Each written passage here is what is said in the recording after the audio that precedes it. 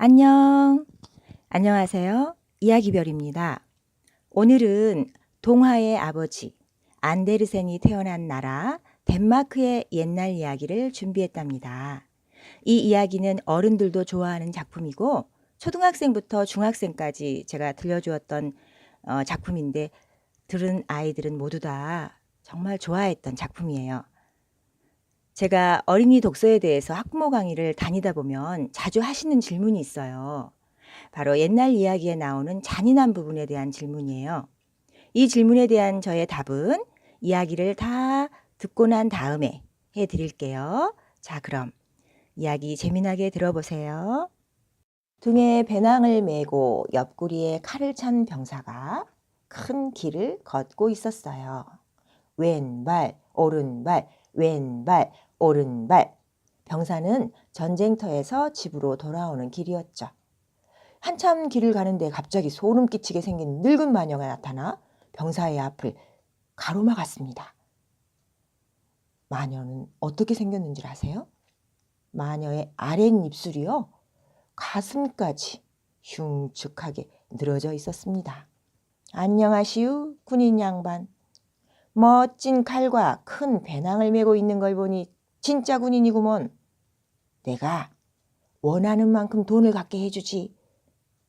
고맙습니다, 마녀 할머니. 저 큰 나무가 보이지? 마녀가 근처에 서 있는 나무를 가리켰습니다. 저 나무는 속이 텅 비어 있다네. 나무 꼭대기로 올라가면 구멍이 보일 게야. 구멍 속으로 깊숙이 내려가 보라고. 자네 몸에 내 밧줄을 감았다가 안에서 날 부르면 끌어당겨주지. 저 안에 들어가서 뭘 하게요? 돈을 꺼내오지. 나무 밑바닥으로 내려가면 넓은 복도가 나온다네. 그곳에는 수많은 등불이 켜져 있어서 아주 환해. 복도에는 문이 3개가 있거든? 그런데 자물쇠에 열쇠가 꽂혀 있어서 쉽게 열리지. 첫 번째 방으로 들어가면 방바닥 한가운데에 커다란 상자가 놓여 있을 거야. 그 상자 위에는 개 한 마리가 찻잔처럼 큰 눈을 부릅뜨고 앉아있지. 하지만 무서워할 건 없어. 바둑판 무늬가 있는 앞치마를 줄 테니까 그 앞치마를 바닥에 펴고 개를 붙잡아 앉히게. 그러면 상자를 열고 원하는 대로 돈을 꺼내올 수 있을 게야. 하지만 그 돈은 모두 구리로 된 동전이라네. 은화를 갖고 싶으면 2번째 방으로 들어가야 하지. 그곳에도 개 한 마리가 앉아 있는데 붕차 바퀴만한 큰 눈을 부릅뜨고 있어. 하지만 무서워할 거 없어. 이번에도 앞치마 위에 개를 앉히고 돈을 꺼내오면 되니까. 금화를 갖고 싶다면 말이지. 3번째 방으로 가게나. 거기에는 금화가 가득 든 상자가 있고 그 위에 개가 앉아 있거든. 탑처럼 큰 눈을 하고 있어서 무시무시하다네. 이번에도 무서워할 것 없어. 앞치마 위에 앉혀놓으면 자네를 절대로 해치지 못할 테니까. 자네는 원하는 만큼 금화만 꺼내오면 되지. 귀가 솔깃하군요. 하지만 그 대가로 바라는 게 있겠죠? 뭘 원하죠? 난 한 푼도 필요 없네. 그저 낡은 부식기통 하나만 갖다 주면 돼. 옛날에 우리 할머니가 깜빡 잊어버리고 두고 온 거야. 좋아요. 그럼 내 몸에 밧줄을 감으세요. 병사는 마녀 앞으로 몸을 내밀었어요. 자, 다 감았네. 그리고 이건 바둑판 무늬 앞치마야. 병사는 밧줄을 감자 곧바로 나무 위로 기어 올라가 구멍 속으로 내려갔습니다. 정말 마녀의 말대로 수많은 등불이 켜져 있는 넓은 복도가 나왔어요. 병사는 첫 번째 문을 열었죠. 거기엔 과연 찻잔만한 눈을 가진 개가 병사를 노려보고 있었습니다. 자, 착하지. 병사는 개를 어루면서 마녀의 앞치마 위에 앉히고 2 호주머니에 동전을 가득 채웠어요. 그리고는 상자를 닫고 다시 개를 앉힌 뒤 다음 방으로 들어갔죠. 이번에는 풍차바퀴만한 눈을 부릅뜬 개가 앉아 있었습니다. 그렇게 노려보지 않는 게 좋을걸? 그러면 눈에서 눈물이 나올 테니까 말이야. 병사는 개를 마녀의 앞치마 위에 앉히고 상자 뚜껑을 열었습니다. 거기에는 은화가 가득 들어 있었죠. 병사는 너무 좋아서 호주머니에 들어있는 동전을 모두 꺼내 던져버리고 호주머니와 배낭에 은화를 가득 채웠습니다. 그리고 이제 세 번째 방으로 들어갔습니다. 이번에도 마녀의 말대로 무시무시한 개가 탑처럼 커다란 눈을 부릅뜨고 앉아 있었어요. 개는 수레바퀴처럼 두 눈을 빙빙 돌렸습니다. 안녕? 병사는 자기도 모르게 모자에 손을 얹고 경례를 했어요. 지금까지 그렇게 큰 개를 한 번도 본 적이 없었거든요. 그러나 개를 자세히 본 병사는 아유, 내가 너무 예의를 차렸군 생각하고는 앞치마에 개를 앉히고 상자를 열었어요. 상자 속에는 엄청나게 많은 금화가 들어있었죠. 그것은 이 세상에 있는 사탕, 장난감, 채찍, 흔들목마 이런 모든 것들을 사고도 남았으며 심지어는 도시 전체를 사고도 남을 만큼 많았어요. 병사는 호주머니와 배낭에 채웠던 은화를 버리고 대신 금화를 가득 넣었습니다. 호주머니와 배낭뿐만 아니라 모자와 부츠에까지도 가득 채워서 걸을 수도 없을 지경이었죠. 이제 부자가 된 병사는 개를 상자 위에 올려놓고 방을 나와서 위를 향해 소리쳤습니다. 끌어올려줘요, 마녀 할머니. 부식기통은 찾았나? 마녀가 물었죠. 아, 참, 그걸 잊었군. 병사는 다시 안으로 들어가서 부식기통을 찾아왔어요. 병사는 마녀가 끌어올려줘서 무사히 밖으로 나왔습니다. 호주머니, 배낭, 모자, 그리고 장화에까지 금화를 가득 채우고서 말이에요. 근데 이 부식기통으로 뭘 하려고 그러세요? 물었어요.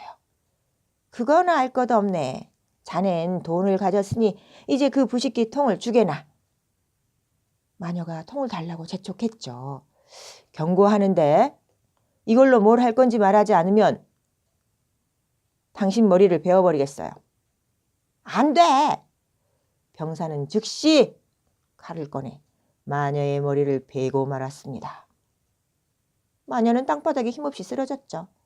병사는 금화를 마녀의 앞치마에 싸서 보따리처럼 등에 맨 다음 부식기통을 주머니에 넣고 곧장 도시로 나갔습니다. 도시는 입이 떡 벌어질 정도로 거대하고 화려했습니다. 병사는 제일 좋은 여관으로 들어가 좋아하는 음식을 시켰어요. 그는 이제 돈이 많은 부자였던 것이죠. 장화를 닦아준 하인은 어마어마한 부자가 이렇게 낡아빠진 장화를 신고 다니는 게 이상하게 생각됐어요. 다음 날 병사는 새 부츠와 좋은 옷도 샀습니다. 이제 병사는 어엿한 신사였죠. 사람들은 그를 찾아와 도시에서 일어난 온갖 신기한 일들을 이야기해 줬어요. 그러던 어느 날 병사는 아름다운 공주에 대한 이야기를 듣게 되었습니다. 그런데 어디 가면 그 공주를 볼 수 있어요? 병사가 물었죠. 아무도 공주님을 볼 수 없답니다. 공주님은요, 구리로 만든 거대한 성에 살거든요. 그 성은 사방이 벽과 탑으로 둘러싸여 있어요. 왕 말고는 아무도 그곳을 드나들 수가 없답니다. 공주님이 아주 평범한 군인하고 결혼할 거라는 그 점쟁이 말 때문에 왕이 그곳에 가둬둔 거예요. 왕은 공주님이 그런 사람과 결혼하는 걸 생각조차 하기 싫어하거든요. 사람들이 이렇게 말했어요. 와, 공주님을 꼭 한번 보고 싶은데. 병사는 그 성에 들어갈 수가 없었어요. 그런데 병사는 극장에도 가고 왕이 사는 정원도 거닐면서 즐겁게 지냈죠. 그리고요, 가난한 사람들에게 돈을 나누어 주는 아주 착한 일도 했어요. 부자가 돼서 좋은 옷도 사고 친구들도 많이 사귀게 된 병사는 주머니에 동전 한 푼 없는 게 어떤 건지 그 느낌을 잘 알거든요. 그래서 착한 일을 한 거죠. 친구들은 그를 매우 매우 훌륭한 진짜 신사라고 칭찬했고요. 병사는 그런 말을 듣는 것이 즐거웠습니다. 하지만 어떤 일이 벌어졌을까요? 네, 돈을 계속 쓰기만 했잖아요. 그러니까 곧 돈이 바닥이 나겠죠. 들어오는 것이 없이 날마다 많은 돈을 썼거든요. 이제 남은 거라고는 고작 동전 2개밖에 없었습니다. 그래서 병사는 좋은 여관에서 나와 비좁은 다락방으로 옮겨졌어요. 그리고 이제 장화도 직접 닦아야 했고 장화가 떨어지면 커다란 바늘로 자신이 직접 바느질도 해야 했죠. 그가 사는 다락방까지 올라가려면 끝도 없는 계단을 올라가야 했기 때문에 이제는 찾아오는 친구도 없었습니다. 병사는 초 한 자루 살 돈도 없어서 밤이면 어둠 속에서 지냈습니다. 그러던 어느 날 밤 컴컴한 방 안에 앉아있던 병사는 어떤 생각이 났어요. 무슨 생각이 났을까요? 그렇죠. 오래전에 그 나무 구멍 속에서 가져온 부식기통 속에 초토막이 생각이 났어요. 부식기통 속에 초가 한 토막이 들어있었거든요. 병사는 얼른 부식기통을 꺼내와 부싯돌을 쇠에 문질렀습니다. 그러자 불꽃이 날아오르며 문이 벌컥 열리더니 세상에나 문 앞에 개가 나타나는 게 아닙니까? 나무 밑둥 아래에서 보았던 그 첫 번째 방에 있던 찻잔만한 개요. 눈이 찻잔만한 개요. 그 개가요. 분부를 내리십시오 주인님. 머리를 조아리며 이렇게 말하네요. 야, 이거 참 신기한 부식기통이네. 원하는 걸 뭐든지 가져다 주는 모양이네. 이렇게 생각했죠. 그리고 개에게 말했어요. 돈을 가져오너라. 그러자 걔는 휙 사라지더니 금세 동전 한 보따리를 입에 물고 왔어요. 병사는 그때서야 비로소 이 부식기통이 얼마나 값진 것인가를 알게 되었습니다. 부싯돌을 한 번 치면 그 동전 상자 위에 앉았던 개가, 2번 치면 은화 상자를 지키던 개가, 3번 치면 금화를 지키던 개가 나왔습니다. 병사는 다시 예전처럼 부자가 되어 좋은 방에서 지내게 됐죠. 그가 좋은 옷을 입고 다시 나타나자 친구들은 금방 병사를 알아보고 예전처럼 그를 떠받들었어요. 시간이 지남에 따라 병사는 아무도 공주를 볼 수 없다는 게 참 이상했습니다. 아니, 모두들 공주가 예쁘다고 하지만 높은 탑 속에 갇혀 지내면 뭔 소용이야? 공주를 볼 수 있는 방법이 없을까? 가만! 부식기통. 내 부식기통 어딨지? 병사가 부식기통에서 부싯돌을 꺼내 한 번 쳤습니다. 그러자 찻잔만한 눈을 가진 개가 나타났죠. 저 한밤중이지만 잠깐만이라도 공주님을 보고 싶다. 그러자 개가 휙 사라지더니 눈 깜짝할 사이에 공주를 데리고 다시 나타난 거예요. 개의 등 위에 누워 잠들어 있는 공주는 눈부시게 아름다웠습니다. 병사는 세상에 자기도 모르게 공주에게 입을 맞췄어요. 그는 용감한 병사였으니까. 그러자 걔는 공주를 데리고 다시 사라졌어요. 다음날 아침 부모님과 함께 식사를 하던 공주는 어젯밤에 아주 이상한 꿈을 꾸었다고 얘기했습니다. 개의 등을 타고 어디론가 갔는데 병사가 자기에게 입을 맞추었다는 거예요. 참으로 희한한 꿈이로구나. 왕비가 얘기했죠. 그날 밤 왕비는 늙은 시녀에게 공주의 침대 맡을 지키게 했습니다. 그게 진짜로 꿈인지 생시인지 알아보려고요. 병사는 아름다운 공주가 또 보고 싶어졌겠죠? 밤이 되자 또 부싯돌을 쳐서 개에게 공주를 데려오라고 명령했습니다. 개는 공주를 업고 힘껏 달렸습니다. 그러나 늙은 시녀가 장화 신고 잽싸게 뒤쫓아왔지요. 시녀는 개가 공주를 데리고 커다란 집으로 사라지는 것을 보고 그 집의 대문에 커다랗게 십자가 표시를 해놓았어요. 그리고는 얼른 되돌아왔죠. 얼마 후 병사의 집에서 공주를 데리고 나온 개는 대문에 십자가가 그려져 있는 걸 봤죠. 개는 시녀가 병사의 집을 찾지 못하도록 도시에 있는 모든 집 대문에 똑같이 십자가를 그려놓았습니다. 개가 참 똑똑하네요. 다음 날 아침 일찍 왕과 왕비는 늙은 시녀와 관리들을 앞세우고 공주가 갔다는 집을 찾아 나섰습니다. 저 집이군. 십자가가 그려진 첫 번째 대문을 본 왕이 말했습니다. 아니에요. 저 집이에요.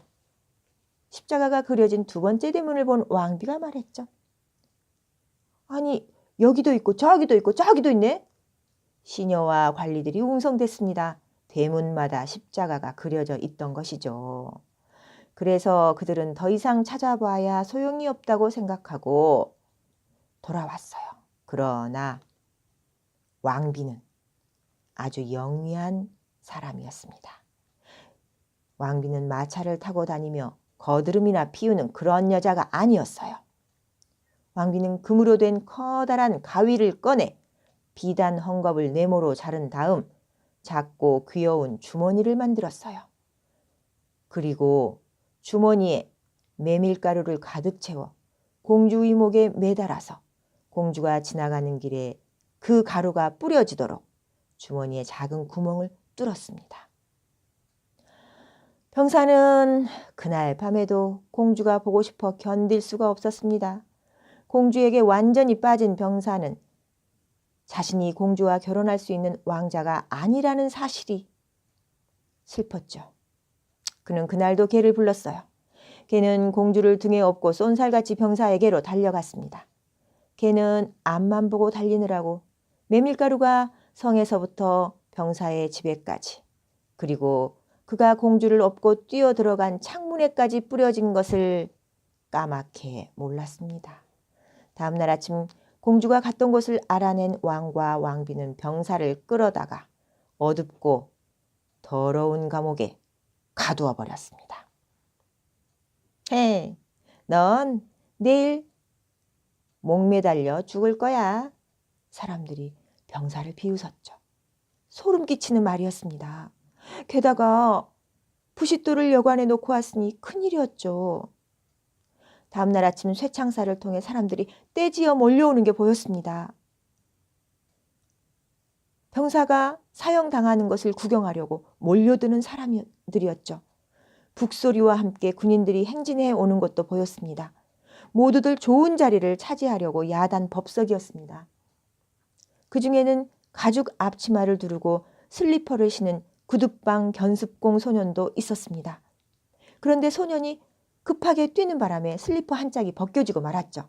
슬리퍼는 병사가 갇혀있는 쇠창살 바로 앞에 떨어졌습니다. 병사가 소년을 불렀어요. 이봐, 구두 견습공. 그렇게 서두를 필요 없어. 어차피 내가 나가기 전에는 볼 게 하나도 없잖아? 내 부탁 하나만 들어줄래? 내가 지내던 여관으로 가서 내 부식기 통 좀 갖다 주라. 그러면 내가 4실링 주지. 하지만 급히 서둘러야 해. 소녀는 돈 4실링이 갖고 싶어 부지런히 뛰어가서 부식기통을 갖다 주었습니다. 이제 무슨 일이 벌어질 것인가? 성문 밖에는 커다란 교수대가 세워졌고 그 주위로 군인들과 수많은 군중이 빙 둘러섰죠. 왕과 왕비는 판사들과 고문관들 맞은편에 있는 화려한 옥좌에 앉아 있었습니다. 병사가 교수대에 세워지고 사람들이 달려들어 목에 밧줄을 묶으려고 했습니다. 그때 병사가 왕에게 애원했죠. 죽기 전에 마지막 소원을 들어달라고요. 이 세상을 떠나기 전 마지막으로 담배 한 대만 피우고 싶다고 이 소원을 들어달라고 얘기를 했어요. 왕은 마지막 청인데 거절할 수가 없잖아요. 그래서 허락을 해줬습니다. 그러자 병사는 부싯돌을 꺼내 한 번, 두 번, 세 번을 쳤습니다. 한순간에 어떤 일이 벌어졌을까요?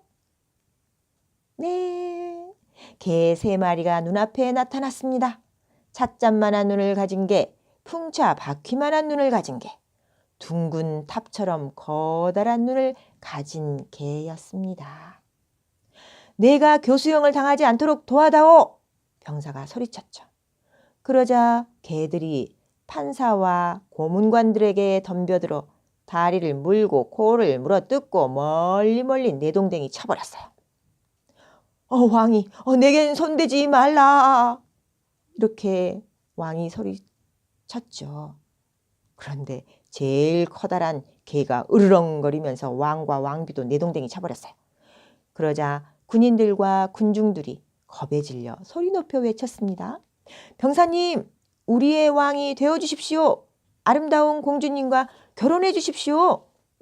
그들은 병사를 왕의 마차에 태웠습니다.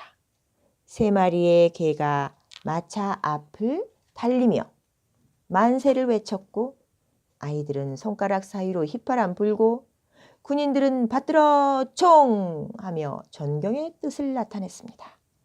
공주는 성에서 나와 왕비가 되었죠. 공주로서는 참으로 기쁜 일이었습니다. 결혼식 잔치는 일주일이나 계속되었어요. 물론 3마리의 개들도 식탁에 앉아 눈을 크게 뜨고 함께 어울렸습니다. 네, 이 이야기 어때요? 잘 들으셨나요? 이야기에 대한 소감 댓글로 달아주시면 제가 행복할 겁니다. 앞에서 잔인성에 대해 걱정들 하신다고 했는데 막스 류티라는 민담 연구학자가 있거든요. 이분이 하신 말씀이 옛날 이야기에 나오는 그 등장인물들은 종이로 만든 인형 같다고 했어요. 그러니까 잘라도 가위로 이렇게 오려도 되고 잘라도 되는 종이 인형이요. 그러니까 우리처럼 현실 세계에 존재하는 입체적인 인물이 아니라 내면 세계가 없는 평면의 그 종이 같다고 했죠. 이제 우리 어른들은 이야기에서 그런 잔인한 부분들이 나오면 얼마 전에 봤던 뭐 사회면 뉴스라든가 여러 가지 일들을 떠올릴 수 있지만 어린이들의 사고 체계는 어른들과 다르죠. 그리고 또 어린 시절부터 이야기를 많이 접해온 아이들은 이런 이야기의 세계를 명확하게 인지하게 된답니다. 그리고 오히려 훨씬 더 많은 상상력을 발휘해서 자신만의 새로운 세계를 만들어가요. 이게 바로 창조력이고 창의력이죠. 그럼 문학에 대한 이야기는 다음에 또 하기로 하고요. 네, 좋으셨다면 구독과 좋아요 클릭. 네, 감사합니다. 사랑합니다.